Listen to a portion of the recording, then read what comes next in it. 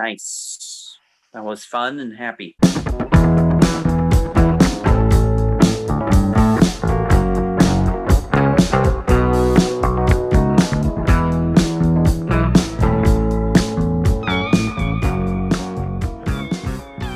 What's up, everybody? Welcome back to Listography. Jason, Joe, and Krams are here, coming at you with a remastered Listography. This week we are doing Supergrass, 90s British band, part of the Britpop explosion, I guess. Maybe kind of like second tier in most people's eyes, but not to me. I love Supergrass. I think they're one of the most underrated bands ever. So yeah, I know all these records inside and out. Did the Listography before, so very, very familiar. How about you guys? I am a big fan. I guess we're just revealing it. Jason let the cat out of the bag. This is going to be a 45-minute love fest, I believe, for all of us. I know Jason and I, a couple made my top fives, and if there weren't just monster albums in a couple years, I could have had a Supergrass winner. I could have had more make my list. I love them. I think they're probably, like Jason said, the most underrated maybe band of the 90s and maybe the 2000s as well. They're just great. So I'm really looking forward to this. I listened to all these albums about 6 times. So I'm geared in, super grassed up, ready to go. Yeah. For everyone out there, why don't you guys do something that you all like? Here you go. We all really like Supergrass a lot. I agree with everything you guys said. I'm probably a little bit lower in the fandom than you two, but really just being very meticulous with that. I enjoy very much 5 of these albums. There's one album that I think is just okay, but it's pretty rare that there's like not one dislikable second of music. There's just a little bit that I'm not in love with. Not a bad song. I mean, they're just so darn likable is the thing. Like they're so easy to like, hard to hate, so underappreciated. And yeah, let's get into the joy-a-thon here, boys. Yes, Cramsey, that was very well said. And I hadn't really thought that way, but now that you mention it, I don't think there's a single song I don't like. Like there's some that don't like get me going, get my juices flowing at all. But at their worst, they're kind of like, okay, that was pretty good. And this, my first album on here, is kind of more like that than other. It's a little more laid back. I don't know what exactly they were going for. I'm going with Supergrass, the self-titled 1999. I love the way it starts off with moving. I love the shift in dynamics from the verse to the chorus where it gets all big and funky. It was one of the first Supergrass songs I knew. My bass teacher taught it to me because it has a sweet, sweet bass line in the choruses. And it starts off good. You got moving, your love, what went wrong in your head. And then it kind of just meanders a little bit. There's no that real kind of catchy, power poppy goodness that was all over their first 2 albums. It just kind of doesn't get to the heights. It just sort of is missing something. I don't know exactly what it is. The choruses aren't quite there. They're not bad. They just doesn't have the magic that the first 2 albums had. Doesn't have that kind of fuzzy punk spirit that the 2 other ones had. So it just sounds a little labored, not quite as fun. I'm missing the fun on this one. And so it's a 3.5 star. It's good. It's pretty much good all the way through, but it doesn't have those just like moments of pure bliss that I was so used to after the first 2 albums. My bottom one is not that, even though I kind of see what you're saying. I think I'm a little more enthusiastic about the self-titled. My bottom, but still at 3 stars, which is a thumbs up. Good album. I've got Diamond Hoo-Ha. And again, not a bad song on it. I just think it kind of blends in with a lot of like the other like kind of rock revival stuff that's going on. Sometimes it reeks a little bit of Jack White or maybe even like the Strokes a little bit. A little too much focus on guitar for me for a Supergrass album. I still like it all the way through. 3 stars. maybe a little too fuzzy. Everything's kind of fuzzy for me. And I think with Yaz, he's doing a little bit, just too much kind of rock and roll frontman typical stuff with like some Yaz and oohs in between the verses that seem a little bit out of his nature. And yeah, just because it's a little bit too hard rock and a little bit too, there's some forgettable songs on here, but nothing bad. Like the worst reaction, like you were saying before, like worst reaction you ever get from them is like that's as bad as it gets. Just like, okay, decent 3.5 minutes of my life, fine. But I do really like When I Needed You on this album and 345. Yeah, 3 stars. Good album, and it gets much better. I've got Diamond Ooh-Ah. Ooh-Ah! All right. I am with Joe at the bottom with the self-titled. That is how I had it ranked originally as well. I don't really recall my entire list. I think I kind of do, but I know for sure this was at the bottom. I agree with pretty much exactly what Joe said. I think it's really good. I'd probably put it at 4 stars even. I think there's a lot of killer tunes on here. Moving, Mary, Jesus Came from Outer Space, Pump It on Your Stereo. Just lots of good, catchy songs. But I think there's just a little less of their personality on this record.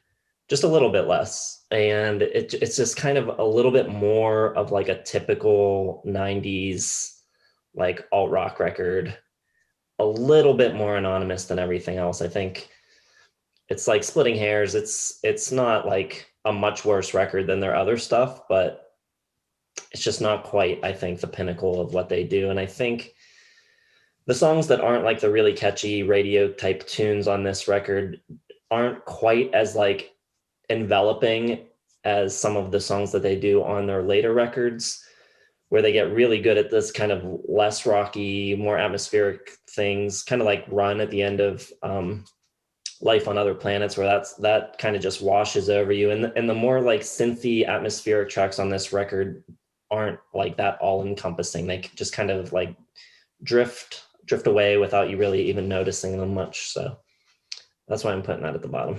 I didn't watch your original Supergrass one, Jason, so I'm interested to see which ones. I think I have an idea of what your rankings will be like, but my number 5 is going to be Road to Ruin. It's a 4-star album for me. I like it a lot. It feels a little short. It's 35 minutes. Coffee in the Pot is instrumental, and Roxy doesn't have too many lyrics, so it kind of feels like there's a little hole in the middle. Great songs. I love the way it kicks off with Tales of Endurance, parts 4, 5, and 6. Kind of feels like there's Zeppelin tune. Like it's almost like Achilles' Last Stand or something. Like it just like this epic sort of, but not in a classic rock kind of way, but like in a 90s, 2000s kind of alternative rock, like their version of a Zeppelin epic. This album's a little softer. It feels like it's kind of built around keys instead of guitar, like their first 2.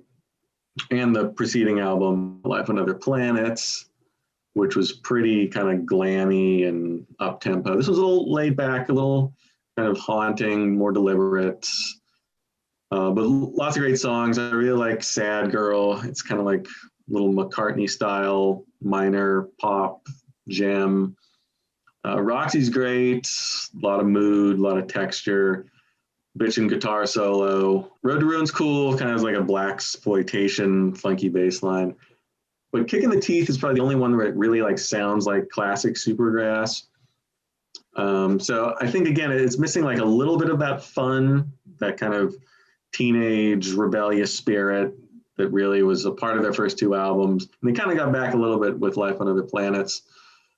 But a really good album. Maybe you could use like one super poppy radio hit, but I really don't have much to complain about for this one. Yeah, me neither. It's my number 5, Road to Ruin, and I also have it at 4 stars. Yeah, I agree pretty much with everything Joe is saying. It's doesn't have that same fun, troubled teen kind of spirit. And I think this is the first one where it really seems like they were conscious about the studio here. I'd say everything else was boys are playing together, having a good time, and it spills into the studio. This one kind of seems like everything is chord in the studio, and it comes like the songwriting is streamlined. They're like really meticulous with the craft, maybe a little bit to a detriment, getting everything just the way they want to. And I think maybe a little bit of the spirit of the playing is lost, but not a lot.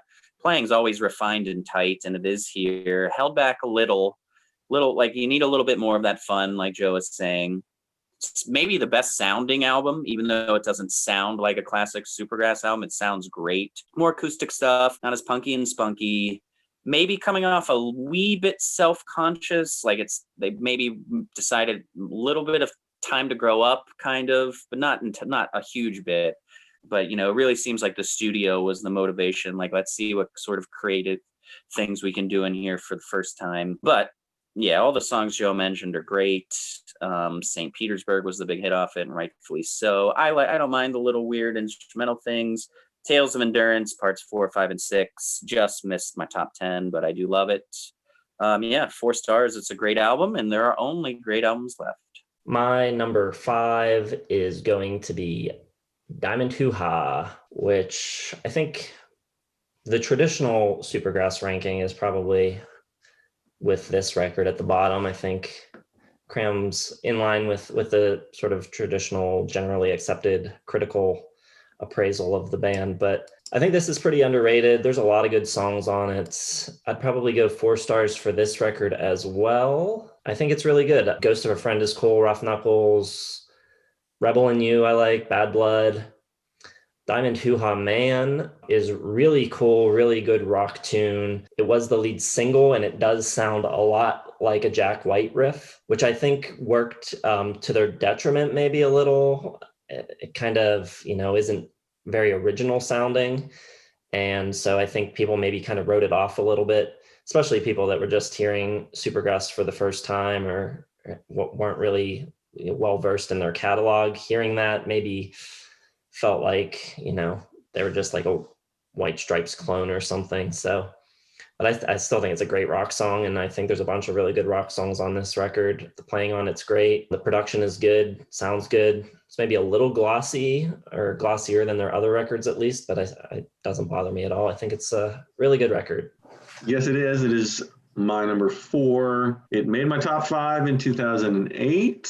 It's a 4-star album, just slightly ahead of Road to Ruin, just couple percentage points. I like the way it kicks off. I like what Jason said about kind of the White Stripesiness of Diamond Hoo-Ha Man. The whole album feels a little more contemporary, a little more, I hear some like Strokes and White Stripes and some of the garage rock revival stuff. But I like the way it's kind of louder, a little more raucous than Road to Ruin. Feels like a guitar-driven affair again, instead of sort of based on the piano, maybe based in studio. This one feels a little more lively. I love When I Needed You. I don't know if they did this on purpose, and it wouldn't be a listography without a Steely Dan reference from me. Like, it's literally the piano from Charlie Freak and the guitar from With a Gun, like smashed into each other in the intro. Listen to all 3 back to back. I can't imagine it's a coincidence. Like, it's just almost to a T. It's weird, but the song isn't like a carbon copy of those. It's just sort of the way it starts. But some really cool guitar, great minor key rock song there. I like the way the song's a little more up tempo, closer to In It for the Money and sound, a little fuzzier, a little more distortion on the guitars. Band's a little older. I think they're a little more mature. It doesn't have like that kind of teenage fun that their first 2 albums had, but it's still up tempo, good time. Rough Knuckles, 345, great rockers. A little straighter, I think, than the last 4 or 5 albums. I guess their first 5 albums. Not quite as much experimentation, I don't think, but I do really like the way it ends with Butterfly. I think it's a good kind of goodbye, kiss, coda to their career. I think it ends on a really nice note with that one. So what do you expect from Supergrass? Great vocals, great bass playing. I haven't mentioned the bass playing yet. Some of the just best bass playing you're going to hear. Always kind of reminds me of a little bit of Bruce Thomas from Elvis Costello's band, but yeah, Mick Quinn, really good bass player, always noticeable bass line. So yeah, 4 stars, Diamond Hoo-Ha. So Joe and I now have the same bottom half of the Supergrass ranking, just a little bit rearranged. So good stuff. I've got Supergrass self-titled. Your guys' criticisms are correct in that it's kind of missing some of the fun. It seems a little bit too casual and a little bit static at times. But I think it's kind of an album of highs and lows, a couple of lows, but the highs are incredibly high for me. I love a lot of these songs, which is getting it into the 4-star category for me here. Moving, Beautiful People, I think, is really cool. I love Shot Over Hill. I love Pumping Up Your Stereo. And I think closing it with Mama and Papa is really cool as well. Like this little, just like acoustic, quick little, cute little ballad. And I think some of Gaz's best singing is on this album, especially on Moving, and a couple of other songs. Just like the best moments of his vocal listography for this are found on this album. So even though, you know, I want a little bit more of that spunk and punk and funk, this one is a little bit more casual and laid back, a little mellow, but I think just the highs of the best songs are so good. And if you took the best songs from this and Ruin, it would be a hell of an album. It'd be really, really good. So, and it is a hell of an album. Be even better. Number 4 stars, Supergrass. All right. Top 4 now. These are all, I love all 4 of these albums a lot. I'm going to go to 4.5 stars for this one for Road to Ruin, which I think is fantastic. Really good. Actually didn't like it that much when it first came out, first year or so. I didn't really give it a lot of attention. I thought it was a little too mellow, but it really has grown on me over the years. I think it's fantastic. Joe's right. It's a little short. And then also on top of that, having the instrumental in there kind of devalues it just slightly. That's probably the separating factor between it and the top 3. But the songs that are there are fantastic. They sound great. I love pretty much every song on it that's not an instrumental. St. Petersburg is great. The whole record is a lot more relaxed. It's quieter, but it's just the playing on it is really just relaxed, sure of itself. And there are still moments that rock, but even those rocking moments like on Tales of Endurance and Kick in the Teeth, even those moments are more relaxed. The playing isn't as in your face, but it works really, really well. I think it's a great record. It was considered for my 05 list. It was just such a stacked year. Probably top 10 though for that year. Yeah, it's kind of like their smooth record in a way. Like it's just a little easy breezy. Pretty cool though. All right, getting into the top 3. Most bands would love to have this as their 3rd best album. I gotta go with Life on Other Planets for my 3rd spot. Bumping up to 4.5 stars. Probably should have had this on my 2002 top 5. I know, I must have just forgotten about it or something, because I've been really loving this one since we started listening to these albums for this listography. I think it's a great return to form. Kind of the weirdness is back. It's bigger. A lot of glam rock on here. Za right off the bat. Rush Hour Soul, Seen the Light, got that Mark Bolan T-Rex kind of stomp to it. I love the backing vocals on this whole album are great. A lot of ooh la las and great support from the band. Evening of the Day kind of sounds like early Rolling Stones. There's so many kind of cool songs borrowing from all sorts of different styles. It's great. It's very kind of joyful. Got a lot of that spunk. It's not punk really. It doesn't have something like Caught by the Fuzz where it's indebted to the Buzzcocks, something like that. But just a lot of power pop, 70s glam rock in here. Bass lines are complex and awesome. The drumming is great. A lot of piano, a lot of keys, which I think is kind of their secret weapon on these top 3 albums. The key work from Rob Coombes, just phenomenal. I mean, it's totally underrated. He wasn't even in the band until officially until I think this album. Really great album. Seen the Light, great kind of single. This one has the singles, it has the album cuts, everything on here. Just great. Ends with Run, which is a phenomenal kind of throwback. Got a lot of Moon Age Daydream vibes, especially with that sweet ass guitar solo at the end. Real spacey and great. Just really cool stuff. Got to call out the whole British music press.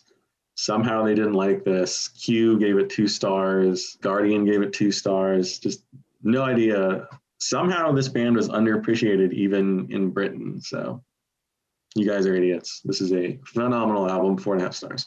Okay, so for my number 3, I've got at 4 stars. Great album, In It for the Money. And even though I really like it and I have it at 4 stars, I almost like appreciate it as a 5-star album because this is an amazing follow-up. Like, it's really just cool how young they were and are already challenging themselves, making sure they could have easily just did I Should Coco 2, and they built off it, but did something different enough. You know, they stayed true to who they were in the first album, but still evolved.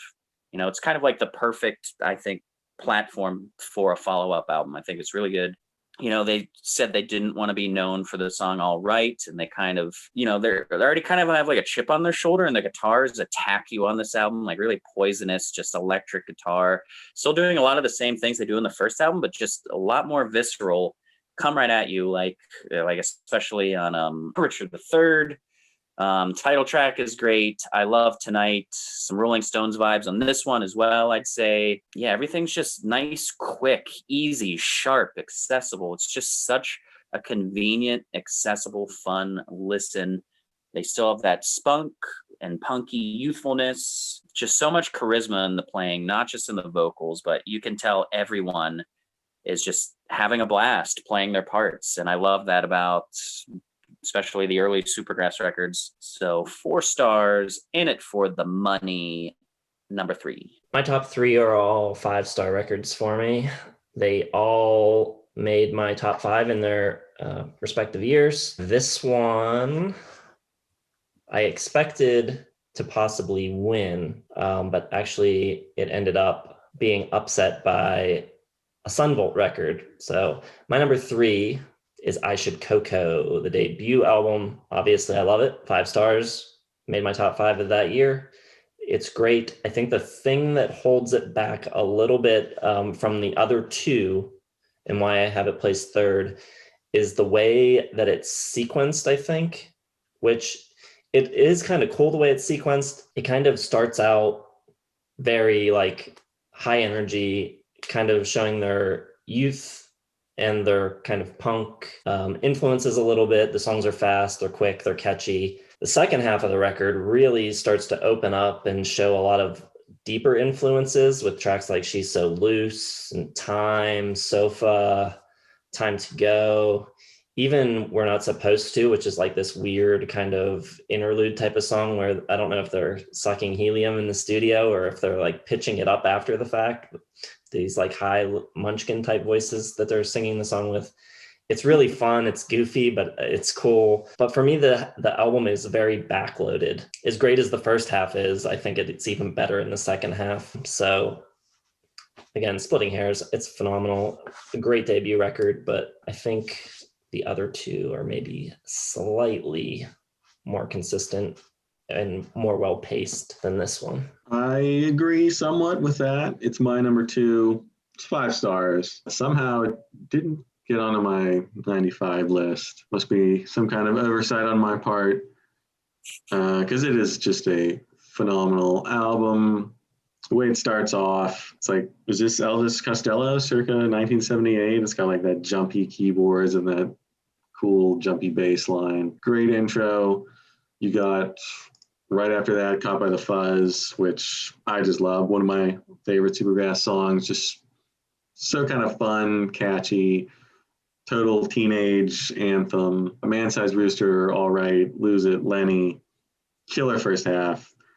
I don't think it's weaker than the second half. I think it's very different. I agree that with Jason, it's kind of oddly sequenced because you kind of have this picture of this band starting to form after these first 6 tracks. you're like, okay, this is high energy punk influence, and then it's like, oh, hold on, we're gonna bring it back. There's kind of slows down a little bit. There's a lot more kind of influence, a lot of kind of jangly guitars. Goes a little away from like the Brit pub rock, madness, English beat kind of start. Something like All Right, especially with the great piano lines. But yeah, after that, Strange Ones, like he's doing like Gaz is doing like this Mick Jagger kind of intonation on the verse. And he's a really interesting singer, the way he kind of transforms into all these other people, but always comes back to being Gaz, and just an amazing voice. You don't hear him talk about for like great singers, but he can just sing anything, any style, always sounds great. Sitting Up Straight, really love that one. This kind of like big organ intro, and then it's like a rockabilly song, and then it's power pop. Just so much joy, catchy, big choruses, just great. Yeah, it's a winner. It's a 5-star album. It's one of the best of the 90s. Great debut. They were really young. It's hard to believe that a band that young could kind of sound so mature and immature at the same time. Like all they're playing is so good. Every instrument is just perfection, but they're obviously still like immature kind of teenagers singing about, God only knows what. So really kind of cool, unique debut from Supergrass. So 5 stars. I Should Coco.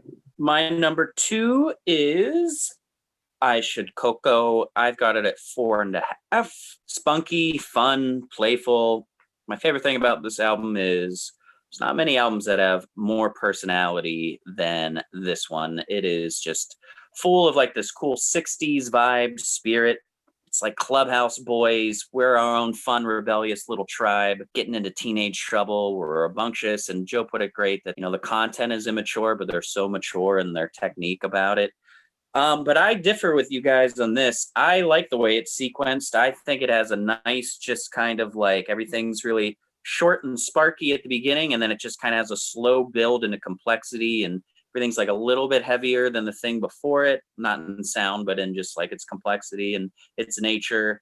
And then it just gets a little bit more like evolved, and then, time to go. Nice little outro. I think it builds kind of perfectly, especially for a debut, because you just get more impressed and more impressed the more it goes on. Yeah, not a bad song on it. It's got a bunch. Actually, I think I only have a couple in my top 10 songs list, but that's a strength to just how many good tracks they have in all of these albums. But yeah, 4.5 stars for me. Can't really put my finger on why this or my winner is not a 5-star album, but nothing wrong with 4.5. Means really great, and it's my number 2, I Should Coco. All right, my number 2, man, this is neck and neck. I mean, it's a coin toss, really. Any given day, I could go with either one of these. They're both great. I believe last time I went with a certain album that I am sticking with. I'm going to keep it at the number 1 spot, and today my number 2 is going to be Life on Other Planets. Which I love. I think it's awesome. Super fun. Lots of cool songs, great catchy melodies. Like Joe said, kind of glammy. A lot of, especially on like the first half of the record, tons of glam influence. T-Rex on Seen the Light, and Breckin Beacon and Za. Great tunes. But then I think, there's so many other songs where they reveal other influences. Run is almost like Pink Floyd-esque. Basically, like they embody somehow like every piece of like classic rock, and it's like this melting pot of all of these like sounds from the past. There's a little like punk in there. There's, pub rock, prog rock, a little touches of psych here and there throughout their catalog. And the way it comes together is so uniquely Supergrass, I think. I don't think they really sound exactly like any of their influences, which is great. You can pick out things and say, oh, this they're referencing this here or this there, but it's always them. Always great. And like Joe said, Gaz just carries it all with his amazing voice. One of the great singers. I think I may have told the story in the original Listography video, but I did see him live once solo while they were broken up. He didn't have a band with him. He just played piano and guitar and sang, and just the way his voice filled the room by itself was unbelievable. Just one of the better shows that I saw around that time period when I was living in Philly. It was just awesome. But damn it, Jason, we haven't had a trifecta in so long. You ruined the band by not picking. We weren't going to pick the same one on this one anyway. I have in my number one, not what you have, Cramser. What? Oh, wait, no, you don't. Okay. So I'm the one ruining it, actually. Yeah, you, you definitely blew it.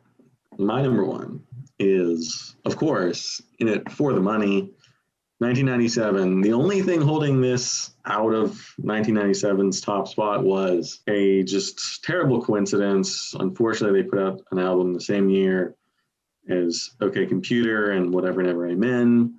2 albums in my top 25 all time. In It for the Money is in my top 50 of all time. Great year, 1997.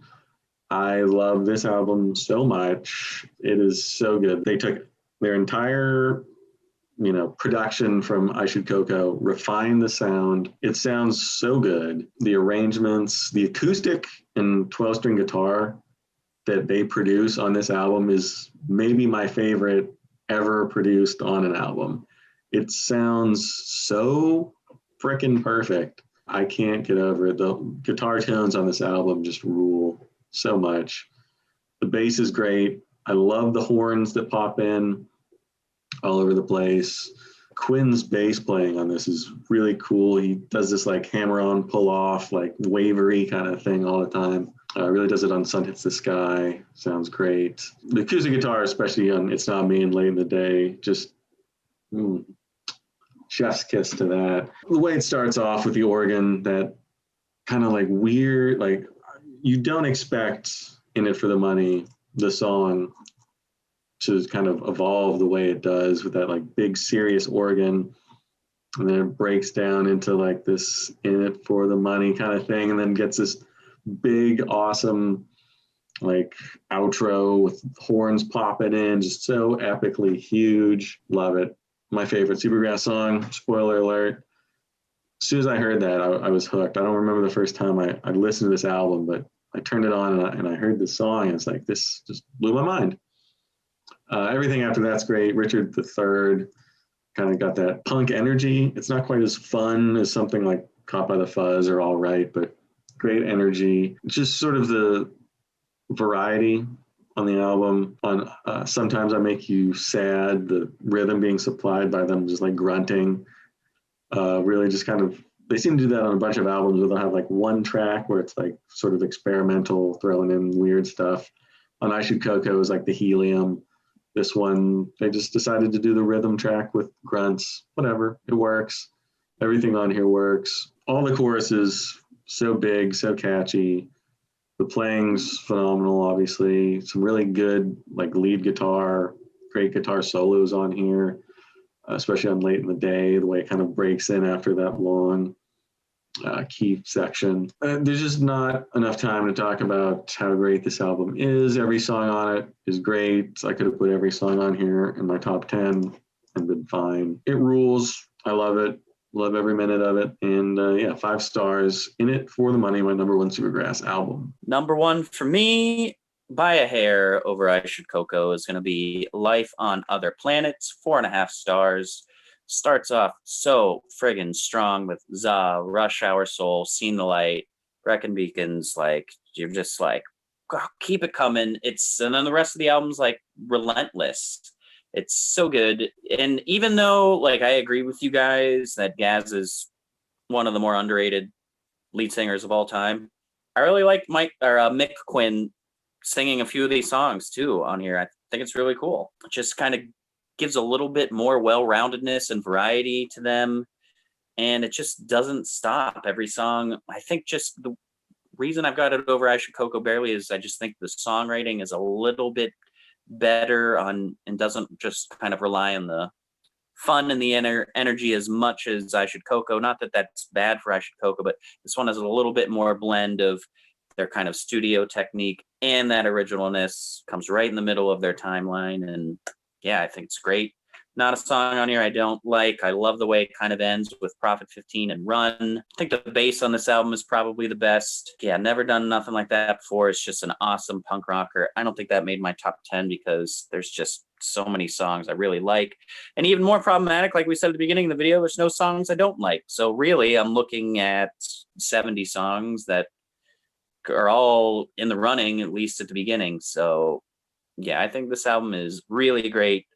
4.5 stars, a loaded year for 2002. I don't even remember mentioning it in the 2002 album of the year video because, you know, even at 4.5 stars, it's probably around 19 to 23 somewhere for my 2002. So it's great though. I love it. Love this band. All right. So obviously my number one is the same as Joe's, In It for the Money. It's great. I love the way Cram described it as like the perfect sophomore album because it's just like every move they made on it was the right move to make. It's enough like I Should Coco that it's not going to alienate any like fans of that record, but it goes in so many other different directions and builds upon that sound so well. Just really like proving themselves to be like the ultimate students of rock history. I think they just incorporate everything so well. Really well done. So many good songs. And I think this is where Gaz's voice really comes into its own. I mean, it's good on I Should Coco, but it really soars on this record on tracks like Late in the Day, It's Not Me, Sun Hits the Sky. Just killer vocal performances all over this thing. Really good melodies, really catchy songs, great playing. 5 stars. In It for the Money. Safe to say they're in all of our top 100 artists of all time. Oh yeah. Yep. Yeah, let us know what you think of Supergrass, and you know, if there's any latecomers still out there, especially in the US where Supergrass weren't, you know, quite as well known. Definitely let this video be kind of like a flyer for you to go check them out because they're amazing. I didn't see them that much on our commenters lists or on critical lists when we were kind of going through these years. So I guess they're not quite as critically revered as maybe they should be. I'm always surprised when I look at reviews of albums. I'm like, this has to be like universally beloved, and they're like, oh, it was pretty good. I'm like, what the hell are you talking about? I'm like, do you not listen to this stuff? This is one of those bands I just don't quite think their critical standing meets how good they really were. They kind of get lost in the shuffle of the Britpop coming to the States compared to like Oasis and Blur, because they don't have like that sexiness or the romance really that I guess Oasis or Blur does, but I think Supergrass blasts both of them out of the water with one hand tied behind their back. So I think there's some sense among critics that they stole from the past too much maybe, and they weren't like super original, but they roll. Well, I mean, Oasis. Yeah, exactly. But anyways, let us know what you think and where you stand on that and all of that good stuff. Let us know how you rank the records, what you think of our lists. Hit the like button. Be sure to subscribe to the channel if you haven't already and hit the bell for notifications. Check down in the description for links to all of our social media accounts and stick around for the rest of the week. Tomorrow we've got our top 10 favorite Supergrass songs. We'll see you then.